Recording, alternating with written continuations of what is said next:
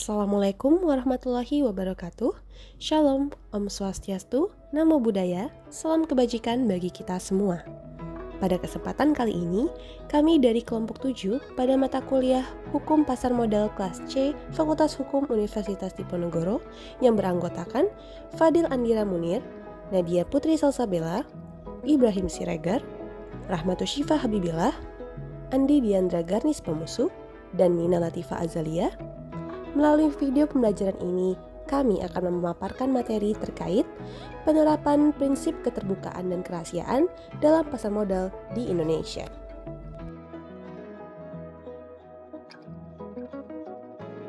Modal memegang peranan yang sangat penting dalam keberlangsungan usaha. Maka dari itu, banyak pelaku usaha yang berlomba-lomba dan berusaha semaksimal mungkin untuk memaksimalkan dan menambah modal miliknya. Penjual dan pembeli akan melakukan pembelian atau penjualan modal atau dana, maka tentunya diperlukan prinsip-prinsip untuk menjaga keberlangsungan jual beli dalam pasar modal agar berjalan secara kondusif, full and fair. Prinsip-prinsip yang akan dikupas dalam hal ini adalah prinsip keterbukaan dan prinsip kerahasiaan dalam pasar modal di Indonesia. Prinsip keterbukaan pasar modal diartikan sebagai kewajiban emiten atau perusahaan publik atau siapa saja yang terkait untuk mengungkapkan informasi sejelas, seakurat, dan selengkap mungkin mengenai fakta material yang berkaitan dengan tindakan perusahaan atau efeknya yang berpotensi kuat dapat mempengaruhi keputusan pemegang saham atau calon investor terhadap saham. Lalu, prinsip kerahasiaan berdasarkan ketentuan dalam pasal 40 Undang-Undang Nomor 10 tahun 1998, Jungto Pasal 2 Ayat 1, Peraturan Bank Indonesia Nomor 2/19/PBI/2000, pada intinya menyampaikan bahwa prinsip kerahasiaan harus berlaku apabila berkaitan dengan keterangan mengenai data, identitas nasabah, penyimpan, dan simpanan nasabah dalam pasar modal. Emiten atau perusahaan publik memiliki kewajiban untuk melaksanakan prinsip keterbukaan yang harus dilakukan, baik itu sebelum, saat, maupun setelah go public. Kewajiban emiten sebelum go public ialah dengan memastikan bagaimana pemenuhan dokumen-dokumen atau izin serta syarat lainnya untuk menjadi perseroan terbatas terbuka kepada publik. Kemudian kewajiban keterbukaan emiten saat go public ialah dengan membuat prospektus perusahaan, sedangkan kewajiban keterbukaan emiten setelah go public adalah dengan membuat laporan-laporan seperti laporan keuangan, laporan isi detail umum dan khusus, maupun laporan lainnya yang harus dibuka secara umum.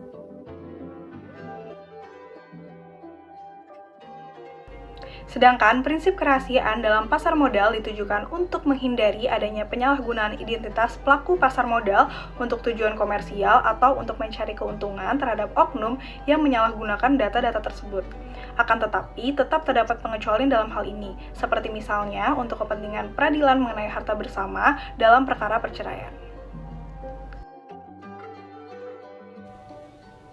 Menurut F. A. Nasution, dalam implementasinya, prinsip ini bersifat mutlak dan bersifat pula relatif. Prinsip ini bersifat mutlak dengan segala kondisinya, tanpa pengecualian atau pembatasan apapun oleh siapapun dan dengan alasan apapun. Akan tetapi, bersifat relatif apabila terdapat hal atau keadaan yang mendesak.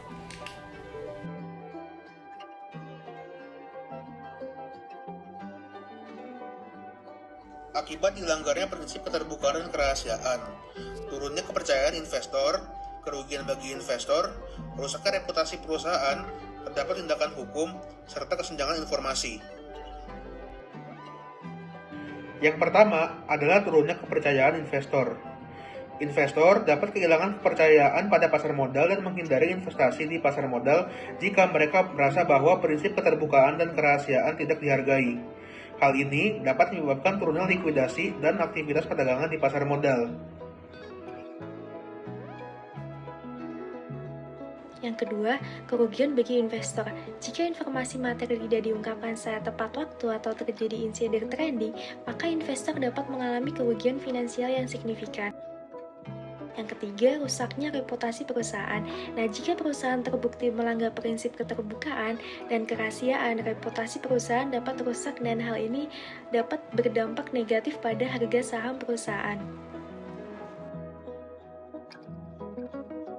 Akibat dari dilanggarnya prinsip keterbukaan dan kerahasiaan pasar modal yang selanjutnya adalah tindakan hukum, yang dimana bagi pelaku pelanggar prinsip tersebut, maka akan dikenakan sanksi administratif maupun sanksi pidana.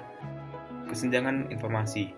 Bagi suatu investor yang memiliki informasi, sedangkan investor lain tidak memiliki, maka akan membuat investor yang mengetahui informasi tersebut untung, sedangkan investor lainnya akan rugi, sehingga akan mengacaukan pasar modal. Saran yang dapat kami sampaikan terkait materi kali ini, yang pertama ialah perlu dibentuknya peraturan teknis yang secara khusus mengatur terkait bagaimana tata cara penerapan prinsip kerahasiaan dalam pasar modal. Pentingnya peningkatan efisiensi dan daya kemampuan investigasi yang lebih mutakhir oleh OJK di tengah gempuran perkembangan zaman, globalisasi, dan teknologi.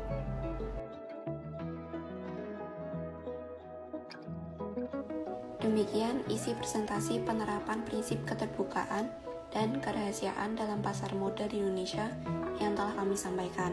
Semoga apa yang kami sampaikan dapat bermanfaat bagi kita semua. Jika ada kekurangan, mohon dimaafkan, karena kesempurnaan sungguh hanya milik Allah SWT saja. Terima kasih. Wassalamualaikum warahmatullahi wabarakatuh.